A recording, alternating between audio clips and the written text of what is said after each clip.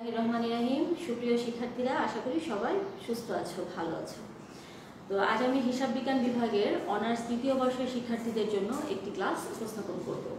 তো হিসাব বিজ্ঞান বিভাগের অনার্স দ্বিতীয় বর্ষের শিক্ষার্থীরা, তোমাদের জন্য আজকে আমি ট্যাক্সেশন ইন বাংলাদেশ এই কোর্সের উপর একটি ক্লাস উপস্থাপন করব। তো ট্যাক্সেশন ইন বাংলাদেশ এই কোর্সটির উপর এর আগে আমি কয়েকটি ক্লাস নিয়েছিলাম। তো বেশ কিছুদিন বিরতি দেওয়ার পর আজকে আমি একটি ক্লাস নিয়ে উপস্থিত হলাম। তো তোমাদের আজকে আমি যে টপিকটি নিয়ে আলোচনা করব, যে চ্যাপ্টারটি নিয়ে, সেটার নাম হচ্ছে মূল্য সংযোজন কর।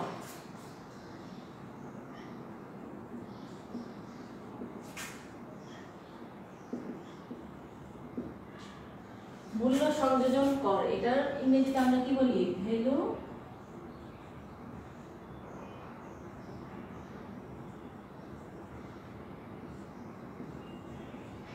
Value added tax. তো এটাকে ইংরেজিতে আমরা ভ্যালু অ্যাডেড ট্যাক্স বলি। এটাকে সংক্ষেপে বলা হয় VAT, ভ্যাট। তো মূল্য সংযোজন কর জিনিসটা কি আসলে আমরা জেনে নিই। মূল্য সংযোজন কর হচ্ছে কোনো উৎপাদিত পণ্য বা সেবার সংযোজিত মূল্যের উপর যে কর প্রদান করা হয় সেটাকেই বলা হয় মূল্য সংযোজন কর। তো উৎপাদনকারীরা কি করে? তারা একটা পণ্য বা উৎপাদনকারীরা কাঁচামাল বা উপকরণকে তারা কি করে? ব্যবহার উপযোগী পণ্যে রূপান্তর করে। তো এই যে উপকরণ বা কাঁচামালকে যদি বিক্রয়যোগ্য পণ্যে রূপান্তর করতে চায়, তাহলে এটার সাথে কি করতে হয়? কিছু রূপান্তর ব্যয় যোগ করতে হয়। তো রূপান্তর ব্যয়গুলো কি কি দেখো, সেটা হতে পারে মজুরি, বিদ্যুৎ খরচ, পরিবহন, তারপর কারখানা উপরি ব্যয়, ঋণকৃত মূলধনের সুদ। এই যে উৎপাদন ব্যয়গুলো যে যোগ করে বা রূপান্তর ব্যয়গুলো যোগ করে, তো কাঁচামালের সাথে এই রূপান্তর ব্যয় যোগ করলে আমাদের সংযোজিত মূল্য পাওয়া যায়। আর এই সংযোজিত মূল্যের উপর যে কর প্রদান করা হয় সেটাকে আমরা বলবো মূল্য সংযোজন কর।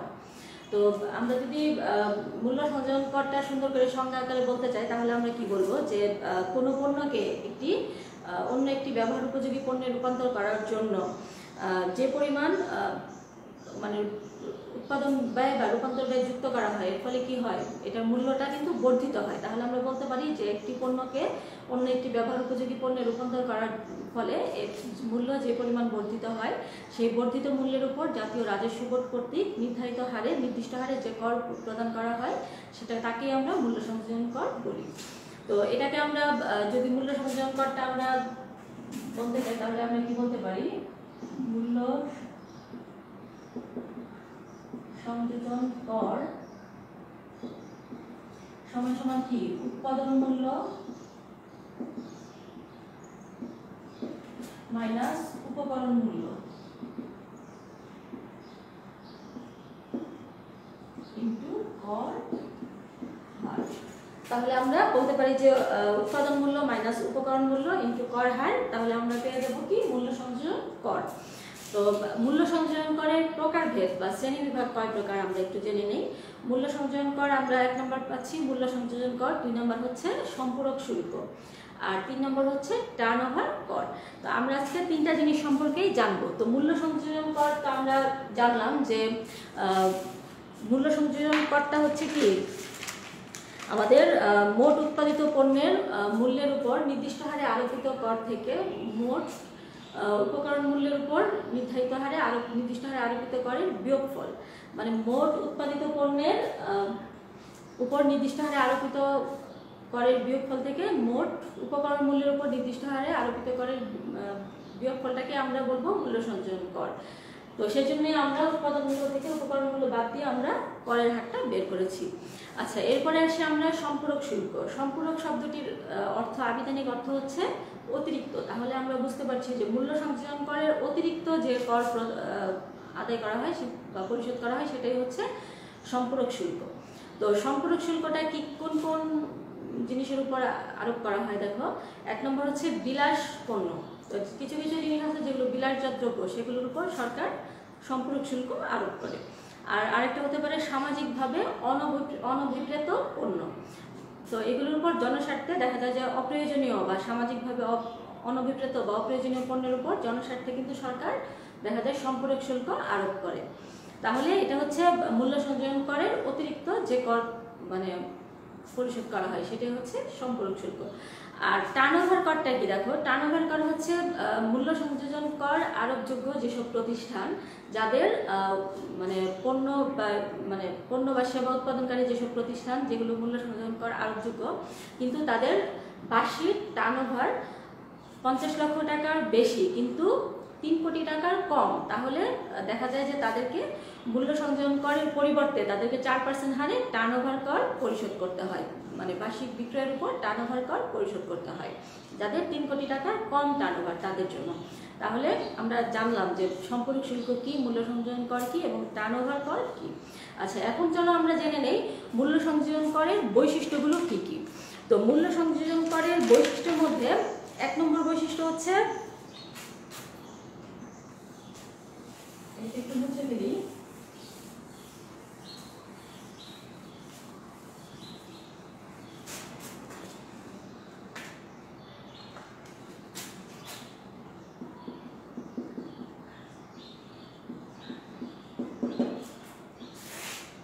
তো 1 নম্বর বৈশিষ্ট্য হচ্ছে বৈজ্ঞানিক কর ব্যবস্থা।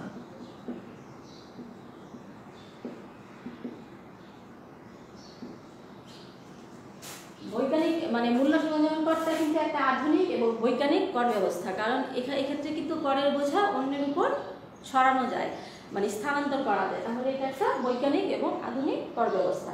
আচ্ছা, এরপরে 2 নম্বর হচ্ছে করের প্রকৃতি। করের প্রকৃতিটা কি দেখো, এটা হচ্ছে আমদানিকৃত পণ্যের উপর যে বিক্রয় করে এবং দেশীয় উৎপাদিত পণ্যের উপর যে আবগারি শুল্ক, এই দুইটাকে কিন্তু প্রতিস্থাপন করে, তাহলে এই দুইটা করে মানে সংমিশ্রণে একটা কর ব্যবস্থা। তাহলে আমরা জানলাম করের প্রকৃতিটা আছে। এরপরে আসো আমাদের সমহার। তো রপ্তানিকৃত পণ্য ছাড়া মানে অন্য যে বাংলাদেশে উৎপাদিত যে পণ্য বা সেবাগুলো আছে, মানে করযোগ্য যেসব পণ্য সেবা আছে সবগুলোর উপর সমহারে মূল্য সংযোজন কর প্রদান করতে হয়। আর এই হারটা হচ্ছে কত, 15%, মানে 15% হারে, মানে এক একটা পণ্যের উপর এক এক হারে না কিন্তু, মানে প্রত্যেকটা পণ্য সেবার উপর সমহারে 15% হারে মূল্য সংযোজন কর পরিশোধ করতে হয়। আচ্ছা, এরপরে আসো আমাদের 4 নম্বর বলেছে রপ্তানি উৎসাহিতকরণ।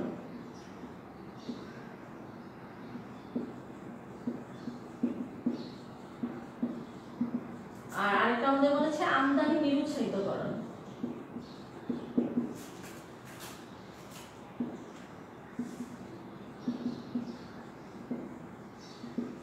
তো রপ্তানিটা কিভাবে উৎসাহিত করে, যে রপ্তানিকৃত পণ্যের উপর কিন্তু 0 হারে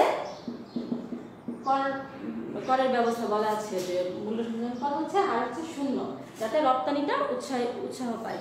আর আমদানিটাকে নিরুৎসাহিত করার জন্য এটার উপর কিন্তু মানে মূল্য সংযোজন করটা ধার্য করা হয়, যাতে আমদানি কম করা হয়। আচ্ছা, এরপরে আসে আমাদের স্থিতিশীল কর ব্যবস্থা।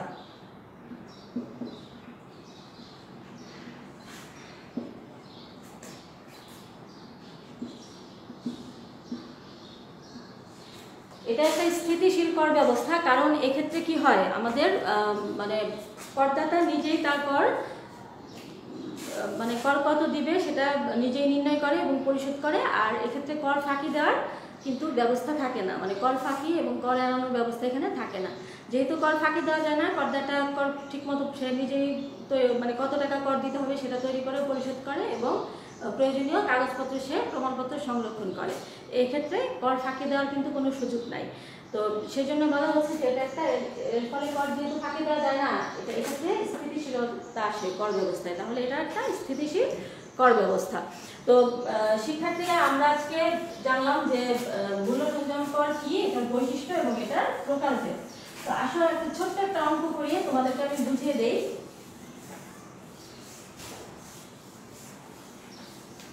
তোমাদের জন্য একটা ছোট্ট একটা অঙ্ক করে আমি বুঝিয়ে দিই যে মূল্য সংযোজন করটা আমরা কিভাবে নির্ণয় করব।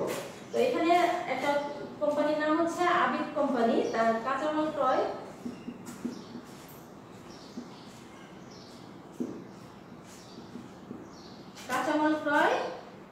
10 লক্ষ। এরপর আছে হচ্ছে প্রত্যক্ষ মজুরি 4 লক্ষ, কারখানার উপর ব্যয়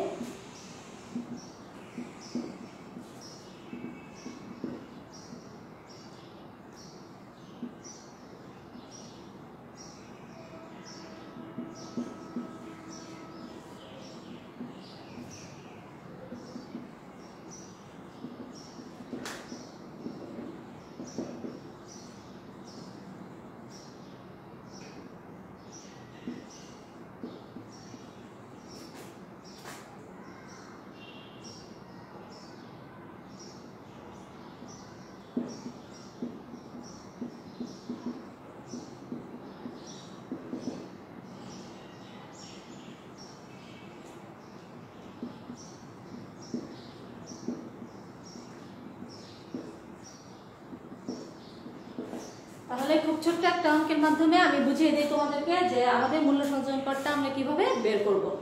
তো এখানে কাঁচামাল ক্রয় দেওয়া আছে, প্রত্যক্ষ মজুরি দেওয়া আছে, কারখানা পড়বে, প্রশাসনিক ও বিক্রয় পরিবে এবং মোট ব্যয়ের উপর মুনাফা দেওয়া আছে 25%। তো এই অঙ্কটা তাহলে আমরা কিভাবে করব একটু দেখে নেই।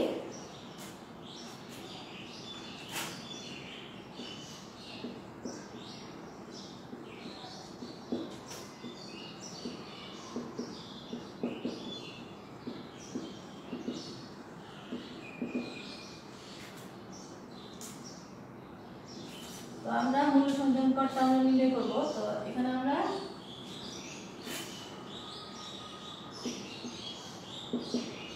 বিবরণ আর একটা টাকা প্রদান করি। তো প্রথমে আমরা কি করব, কাঁচামাল ক্রয়। যেহেতু এখানে শিক্ষার্থীরা কোনো কাঁচামালের প্রারম্ভিক সমাপনী মজুদ কিছুই দেওয়া নাই, তাহলে আমরা কাঁচামাল ক্রয়টা আমরা ডাইরেক্ট এখানে লিখে দিই 10 লক্ষ টাকা। এরপরে আমাদের ছিল কি যে প্রত্যক্ষ মজুরি, তাহলে প্রত্যক্ষ মজুরিটা আমরা যোগ করে দেই।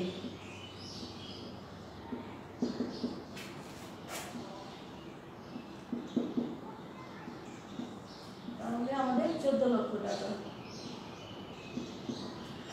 তাহলে এটা আমাদের বের হলো মুখ্য ব্যয়।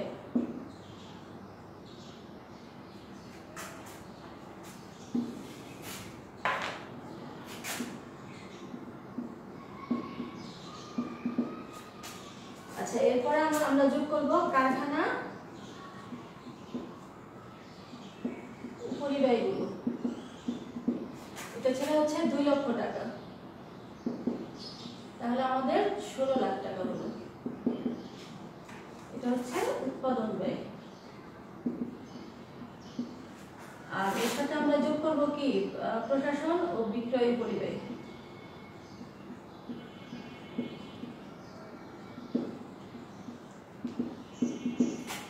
এটাও ছিল 2 লক্ষ টাকা, তাহলে আমাদের কত হলো 18 লক্ষ।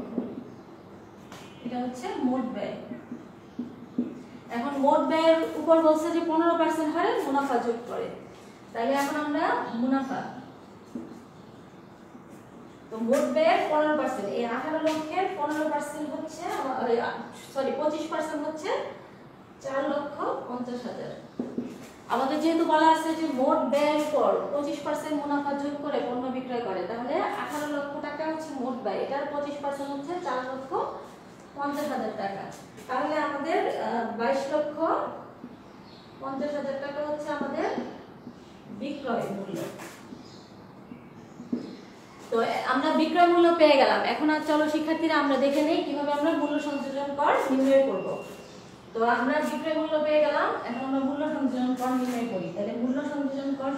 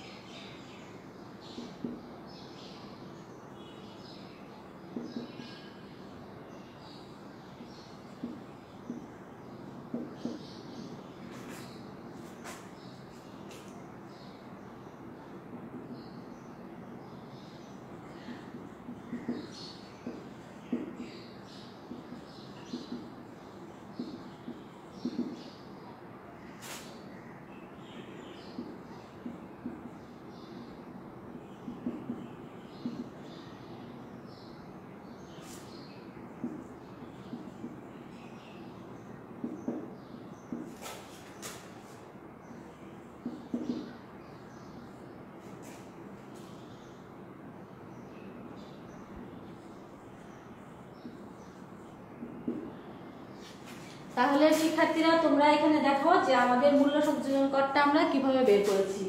আমরা ফার্স্টে বিক্রয় মূল্যটা আমরা বের করেছি। বিক্রয় মূল্য এটা তো তোমরা যারা উৎপাদন ব্যয় বিবরণী আগে করে এসেছো তারা তো জানোই কিভাবে বিক্রয় মূল্য বের করতে হয়। এরপরে আমরা মূল্য সংযোজন করটা আমরা এই অংশটাই আমাদের এখন জানার বিষয়। তো আমরা বিক্রয় মূল্য থেকে আমরা কি করেছি কাঁচামাল ক্রয় যেটা উপকরণ মূল্য, তো আমরা উপকরণ মূল্যটা উৎপাদন মূল্য থেকে উপকরণ মূল্যটা কিন্তু আমরা বিয়োগ করে দিয়েছি। এখানে বিক্রয় মূল্য থেকে উপকরণ মূল্যটা বিয়োগ করার পরে যেটা আমরা পেলাম সেটা হচ্ছে মূল্য সংযোজন। তাহলে এই মূল্য সংযোজনের উপর আমরা 15% হারে আমরা কর ধরেছি, কর ধার্য করেছি। তাহলে আমাদের প্রদেয় মূল্য সংযোজন কর আমরা পেলাম কত, 1,87,500। তো তোমরা এভাবে মূল্য সংযোজন করটা বের করবা। অথবা তোমরা আরেকভাবে বিকল্পভাবে করতে পারো, বিক্রয় মূল্যের উপর প্রথমে 15% হারে কর বের করবা, এরপরে কাঁচামালের উপর বা উপকরণের উপর বা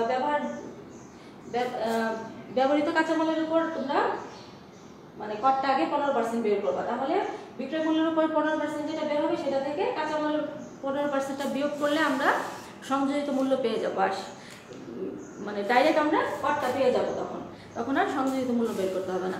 আচ্ছা, তাহলে শিক্ষার্থীরা তোমরা বাসায় একটু অঙ্কগুলো ট্রাই করো। তো আমি তোমাদেরকে আগামী ক্লাসে একটি পরিপূর্ণ অঙ্ক বোর্ড কোশ্চেন করিয়ে দিব।